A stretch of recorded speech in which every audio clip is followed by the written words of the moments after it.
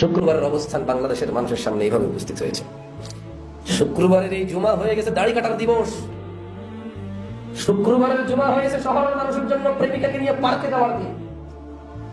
শুক্রবার কি দুরূদ পড়ার দিন আছে নাকি? আর শুক্রবার যে কিয়ামত হবে সেই কথা কি আর ধার ধারার সময় আছে? আর শুক্রবারের আগের রাত বৃহস্পতিবার হয়ে গেছে, সারা রাত সিনেমা নাটক দেখে শুক্রবারের ডিউটি নাই, সারাদিন ঘুমাও।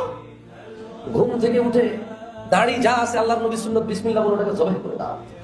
সুন্দর করে double plate, triple plate, foam shave করার দিন শুক্রবার। শুক্রবার হচ্ছে দাওয়াত খাবার দিন। শুক্রবার হচ্ছে ঘুরতে যাওয়ার দিন। শুক্রবার আর কি শুক্রবার আছে? শুক্রবার হচ্ছে সপ্তাহে একটা এক ওয়াক্ত নামাজের দিন। শুক্রবারে তো সপ্তাহে আমার একটা দিন যেদিন এক ওয়াক্ত নামাজ পড়তে হয়। শুক্রবারের অবস্থান বাংলাদেশের মানুষের সামনে এইভাবে উপস্থিত হয়েছে।